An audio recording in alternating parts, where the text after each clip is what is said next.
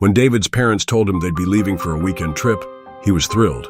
17 years old, home alone, and no one to tell him what to do. It was a dream. "Call if you need anything," his mother said before leaving. "Don't worry, Mom. I'll be fine." That night, he made himself some popcorn, dimmed the lights, and settled in to watch a horror movie. The house was eerily silent, but he didn't mind.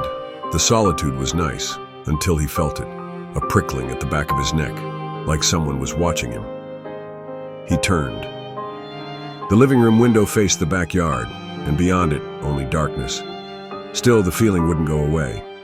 He shrugged it off and continued watching, until he heard it. A soft tap on the window. David froze. Another tap. He turned off the TV, heart pounding. Silence.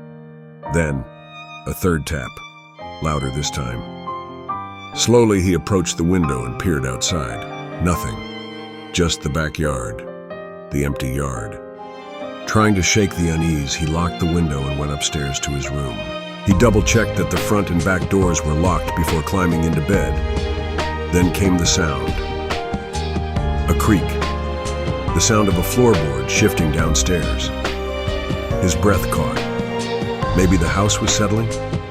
Maybe he was imagining things? He listened. Silence. Just as he was about to pull the blanket over his head, another creak, closer this time. David sat up, heart hammering against his ribs. He grabbed his phone, turned on the flashlight, and tiptoed toward the bedroom door. Holding his breath, he cracked it open. Darkness stretched down the hallway. Then, the faintest sound of breathing. Someone was inside the house. He locked his door and backed away, dialing his mother's number. No service. His stomach dropped. The Wi-Fi was still on, but his phone had no signal. His bedroom window faced the front yard. Maybe he could climb down, run to a neighbor's house. Thump. A heavy footstep just outside his door. David's breath hitched. He pressed himself against the wall. A slow, deliberate knock. He wanted to scream. Instead, he held his breath, his fingers trembling as he gripped a baseball bat he kept beside his bed. Another knock. Then, the door handle twisted. David braced himself. The handle stopped moving. Silence. He stood frozen for what felt like hours before finally gathering the courage to move. He pressed his ear against the door. Nothing. He inched toward the window, peering down. The porch light flickered, and then he saw it. A figure standing at the edge of the yard, completely still, staring up at his window. No features. Just darkness where the face should be. A choked whimper left his lips. His hand darted toward the lamp on his nightstand. The light went out. Everything plunged into blackness. David spun toward the door. It was open. He hadn't heard it move. The air in the room grew colder. He wasn't alone. A whisper slithered through the darkness. "I see you." The last thing David remembered was screaming. When his parents returned the next day, they found the front door wide open. David was gone. The only sign he had ever been there was his phone, lying in the middle of the bedroom floor. Its screen cracked. A single message was left on the screen. Still watching. The whispers in the dark. When Emma's grandmother passed away, she left her a house. It was a beautiful old Victorian mansion on the outskirts of town, nestled between towering oak trees. "It's perfect," Emma told her boyfriend Mark as they pulled into the driveway. "I don't know," Mark said, looking up at the massive structure. "It feels off." Emma rolled her eyes. "You're just scared of old houses." They stepped inside and a cold chill ran down Emma's spine. The house smelled of dust and forgotten memories. The floors creaked beneath their feet as they explored. The living room was still decorated as if it were the 1950s. An old piano sat in the corner untouched, and an ancient grandfather clock ticked methodically against the far wall. "Creepy," Mark muttered. Emma ignored him and made her way upstairs to what would be her bedroom. The bed was covered in a white sheet, and as she pulled it away, a thick cloud of dust swirled into the air. That night, as she lay in bed, she heard it, a whisper, soft, almost melodic, drifting through the darkness. Emma sat up, heart pounding. "Mark," she called out. No answer. She reached for her phone, turned on the flashlight, and scanned the room. Nothing. But as she turned off the light, she saw it, a shadow standing in the doorway. Emma barely slept. By morning, she convinced herself it was just her imagination. But the unease lingered. Mark left for work early, leaving her alone in the house. As she cleaned, she found a box in the attic filled with old photographs. One caught her attention. A picture of her grandmother as a young woman standing beside a dark-haired girl with hollow eyes. On the back, in faded ink, it read, "Eleanor and me, 1943. Emma frowned. She had never heard of an Eleanor. That night, she heard the whispers again. They came from the hallway just outside her door. She turned on the light, but the whispers didn't stop. Instead, they grew louder. Then, a knock at the door. Slow, deliberate.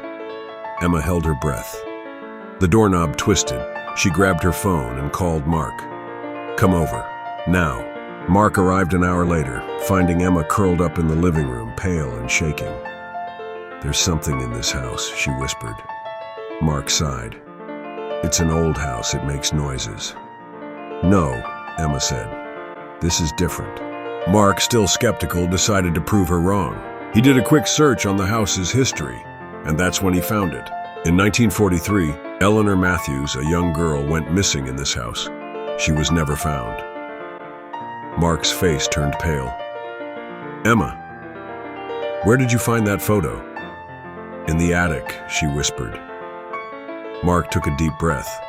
"We should leave." Before Emma could respond, the grandfather clock chimed 12 times, even though it had never worked before. The air grew heavy, and from the hallway, the whispers returned.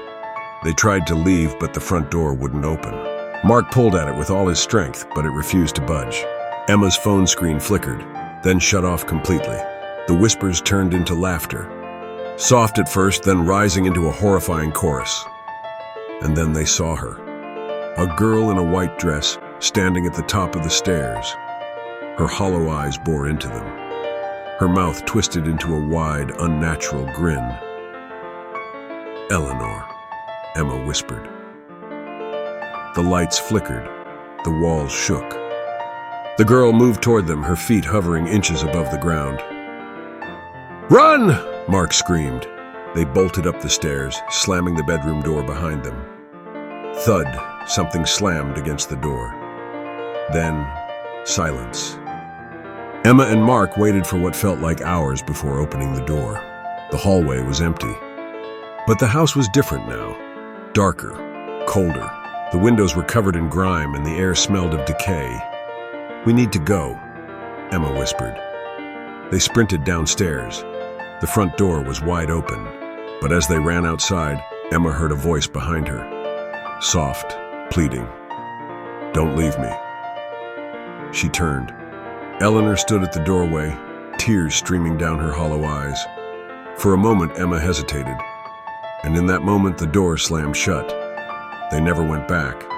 Emma moved in with Mark, refusing to even drive past the house. But some nights, she still heard the whispers, and when she looked into the mirror, she saw Eleanor standing behind her, smiling, waiting. The end. The basement. When Daniel and his wife, Rebecca, bought the old house on the edge of town, they thought they had found their dream home. It was cheap, spacious, and had a large backyard. The only issue, the basement. The previous owner had locked it up, claiming it had structural issues. "Just don't go down there," he had warned them as he handed over the keys. Daniel laughed it off at the time, but something about that basement made him uneasy. The first few weeks in the house were normal. Rebecca decorated the living room. Daniel worked on fixing the creaky stairs, and life was peaceful, until the noises started. Late at night, when the house was silent, Daniel would hear scratching sounds coming from below. Not mice, not pipes, something else. At first, he ignored it. But as the nights passed, the sounds grew louder. Then, one night, he heard whispers, low guttural voices rising from beneath the floor. He sat up in bed, listening. Then came the knocks. Slow, rhythmic. From inside the basement, Rebecca stirred beside him. Did you hear that? Daniel swallowed. Yeah. They lay in silence, listening to the knocking grow faster. Then suddenly, it stopped. Morning came, and Daniel decided to investigate. He grabbed a crowbar and went to the basement door. The lock was old and rusted. With a sharp tug, it snapped open. He hesitated before pulling the door wide. A wave of cold air rushed past him. The basement was pitch black. A foul smell seeped up from below like rotting wood and something else. Something dead. Be careful, Rebecca said from behind him. Daniel flicked on the light. The single bulb flickered weakly, barely illuminating the room. He stepped inside. The basement was mostly empty except for an old wooden chest sitting in the center of the room. It was covered in thick chains. Daniel's stomach twisted. Who locks up an empty chest? His fingers trembled as he reached for the chains. Then, the basement door slammed shut behind him. Rebecca screamed, "Daniel!" Daniel turned back, rushing up the stairs, but the door wouldn't budge. Then he heard it, breathing. Deep, ragged breathing from the dark corner of the basement. He spun around, heart pounding. Something moved in the shadows. A low, rasping voice echoed through the basement. "You shouldn't have opened the door." Daniel's blood turned to ice. A pair of glowing red eyes emerged from the darkness, then the light went out. Rebecca pounded on the door from the other side. "Daniel, open it!" He fumbled in the dark, hands scraping against the rough walls. Then, fingers. Cold, bony fingers wrapped around his wrist. He screamed. The door burst open, and Rebecca pulled him out just as the thing lunged at him. They slammed the door shut. The whispers stopped. The basement was silent again. Rebecca held Daniel's face in her hands. What was down there? Daniel's hands shook as he whispered, "We need to leave." That night they packed their bags. But as they drove away, Daniel glanced in the rearview mirror. The basement door was wide open, and in the darkness, something watched them leave. Smiling, the end.